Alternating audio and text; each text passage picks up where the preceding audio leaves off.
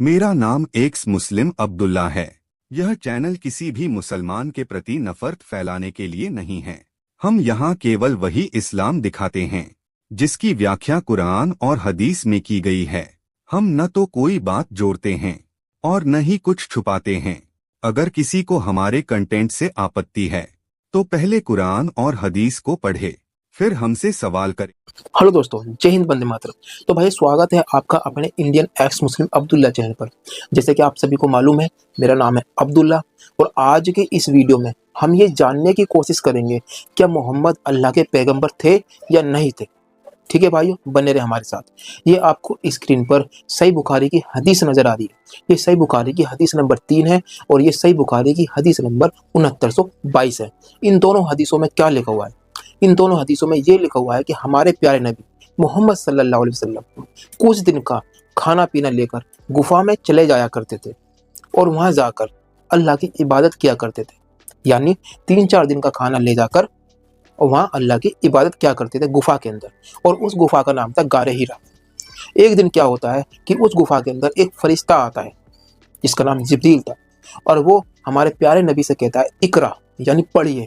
नबी कहते हैं माना बेकारी, मैं पढ़ा हुआ नहीं हूँ।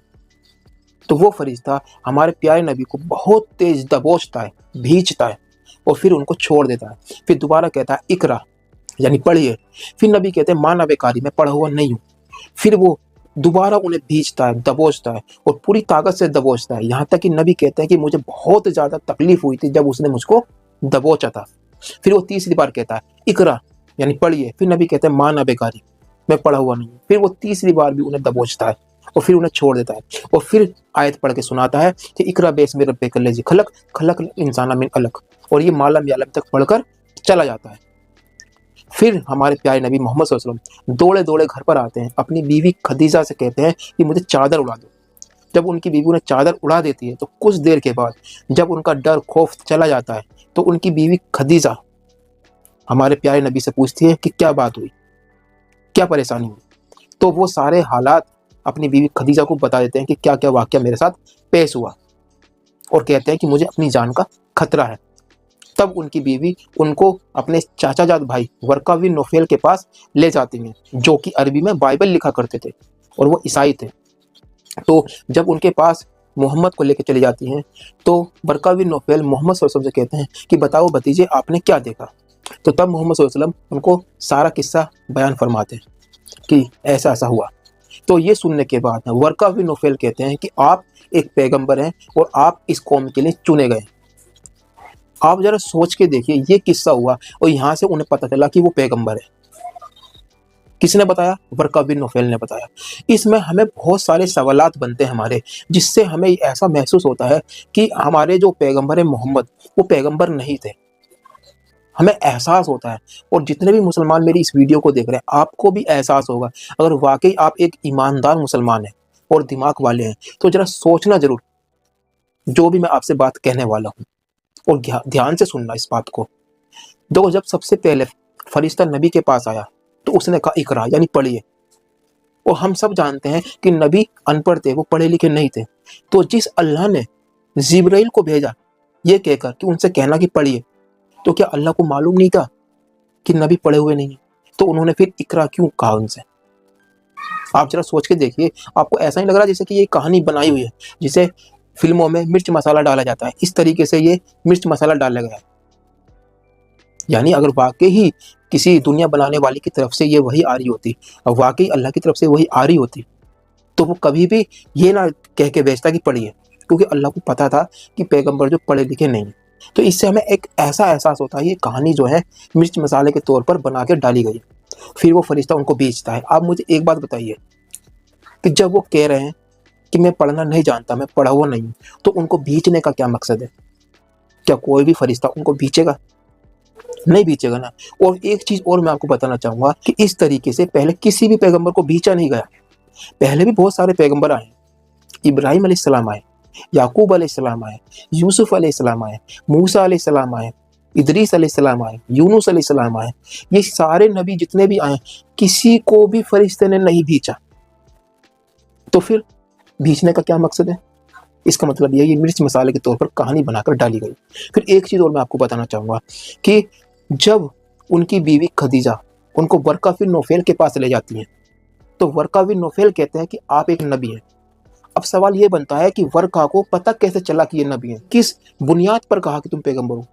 کیا پہلے والے پیغمبروں کی خوبی نظر آئی ان کے اندر جس سے یہ کہا کہ تم پیغمبر ہو؟ یہ ایک سوال ہے، ویلڈ ہے۔ ٹھیک ہے بھائی، میں غلط بول رہا ہوں تو آپ مجھے بتائیے گا کہ اگر میں غلط بول رہا ہوں، کیونکہ پہلے کسی بھی پیغمبر کو بھیجا نہیں گیا، پہلے کسی بھی پیغمبر سے ساتھ ایسے حالت پیدا نہیں ہوئے جیسے نبی کے ساتھ حالت پیدا ہوئے کہ ان سے کہا پڑھیے اور وہ کہہ رہے ہیں میں پڑھا ہوا نہیں ہوں۔ لیکن میں آپ کو ایک بات اور بتانا چاہوں گا کہ جب ورقہ بن نوفل دنیا سے چلے جاتے ہیں تو جو وہی آتی تھی نبی کے اوپر وہ وہی بھی رک جاتی ہے، وہی آنا بند ہو جاتی ہے، کچھ دن تک وہی نہیں آتی۔ تو آپ مجھے بتائیے کہ ورقہ بن نوفل کے مرنے کے بعد وہی کا سلسلہ کیوں رک جاتا ہے؟ یعنی جو فرشتہ قرآن لے کر آتا ہے، وہی کا مطلب ہوتا ہے قرآن کے جو لفظ ہوتے ہیں نا، شبد ہوتے ہیں قرآن کے، اسے وہی بولتے ہیں۔ تو وہی آنے سے رک جاتی ہے کب؟ جب ورقہ بن نوفل دنیا سے فوت ہو جاتے ہیں۔ تو مجھے ایک بات بتائیے کہ ان کے فوت ہونے سے وہی کا رکنے کا کیا کنیکشن ہے؟ کہیں ایسا تو نہیں ہے کہ وہی بنا رہے تھے اپنے پاس سے؟ یعنی یہ وہی کا جو سسٹم ہے، قرآن کا جو سسٹم ہے، یہ ورقہ بن نوفل اور نبی نے دونوں نے مل کر یہ بنا رہے ہو کہ اب نبی کے پاس کوئی آئیڈیا دینے والا نہیں رہا تو اس لیے وہی رک گئی۔ اگر واقعی اللہ کی طرف سے وہی آ رہی تھی، مجھے بتائیے کہ وہی رکنے کا کیا مقصد ہے؟ وہی کیوں رکی؟ وہی رکتی ہی نہیں۔ اللہ کی طرف سے آ رہی ہوتی تو وہی رکتی ہی نہیں، وہی آتی رہتی نبی کے اوپر۔ ان کی موت سے وہی کا کیا لینا دینا؟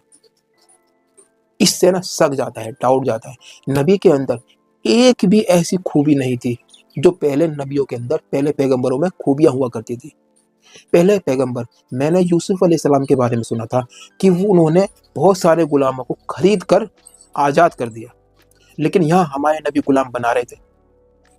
ہمارے نبی غلاموں کو گفٹ کے طور پر لے لیتے، ماریا قبطیہ کو گفٹ کے طور پر لیا، جنگ کے میدان میں غلام بنائے گئے، جنگ میں دوسروں کا مال نبی کہتے ہیں میرے اوپر حلال کیا گیا اور پہلے والوں پر حرام کیا گیا تھا۔ آپ ذرا سوچ کے دیکھیے کہ ہمارے پیارے نبی ہر وہ کام کر رہے ہیں جو پہلے منع کیا گیا تھا، مطلب ان کے اپوزٹ چل رہے ہیں۔ یعنی جو کام پہلے پیغمبر کر رہے تھے اس کے اپوزٹ کام کر رہے ہیں نبی، اور کہہ رہے ہیں کہ میں بھی اللہ کا پیغمبر ہوں۔ کیا آپ کو یہ ڈاؤٹ نہیں جاتا جن کو بنایا گیا ہے کہ اللہ کے نبی ہیں، یہ اللہ کے نبی نہیں ہو سکتے؟ کیونکہ اگر اللہ کے نبی ہوتے تو جو کام پہلے پیغمبروں نے کیے، جو چیز پہلے پیغمبروں پر لاگو تھی، وہ چیز ان پر بھی ہوتی۔ کیوں میں غلط کہہ رہا ہوں آپ مجھے بتائیے گا، کمنٹ باکس آپ کے لیے خالی ہے، مجھے ضرور بتائیے گا کہ یہ ایسے حالت کیوں پیدا ہوئے۔ سب سے پہلی بات تو یہ کہ جب اللہ کو پتا تھا نبی ان پڑھ ہے تو انہوں نے نبی سے یہ کیوں کہا کہ پڑھیے، ٹھیک ہے۔ اور دوسری بات، تم نبی ہو، یہ فرشتے نے کیوں نہیں کہا؟ یہ ورقہ بن نوفل نے کیوں نبی کو بتایا کہ تم نبی ہو؟ کیونکہ یہ کام تو فرشتے کا تھا، فرشتے کو کہنا چاہیے تھا محمد صلی اللہ علیہ وسلم سے کہ تم نبی ہو۔ فرشتے نے نہیں بتایا نبی کو تم نبی ہو، ورقہ نے بتایا کہ تم نبی ہو۔ تو ایک یہ بھی سوال ہے اس پر میرا۔ دوسرا سوال یہ ہوگا، تیسرا سوال میرا یہ ہے کہ جو ورقہ بن نوفل ہے جنہوں نے نبی سے کہا کہ تم نبی ہو، وہ کس بنیاد پر کہا؟ جبکہ کہانی تو انہوں نے یہ سنائی تھی کہ مجھے فرشتے نے بھیجا ہے۔ تو کیا پہلے کسی پیغمبر کو بھی فرشتے نے بھیجا ہے جس سے ورقہ کو پتہ چلا کہ یہ نبی ہے؟ 3 سوال ہیں اس کے اندر میرے۔ ان 3 سوالوں کے جواب کمنٹ کے اندر جتنے بھی مسلمان اس ویڈیو کو دیکھ رہے ہیں ضرور دیں۔ اگر آپ ان 3 سوالوں کے جواب نہیں دے پاتے تو آپ کو یہ ماننا پڑے گا کہ یہ سارے مرچ مسالے ڈالے گئے اس کہانی کے اندر بنانے کے لیے۔ ٹھیک ہے بھائیو، بس اتنا ہی کہنا تھا۔ ملتے ہیں نیکسٹ ویڈیو میں، اپنا خیال رکھیں، اپنے پریوار کا خیال رکھیں۔ جے ہند، وندے ماترم۔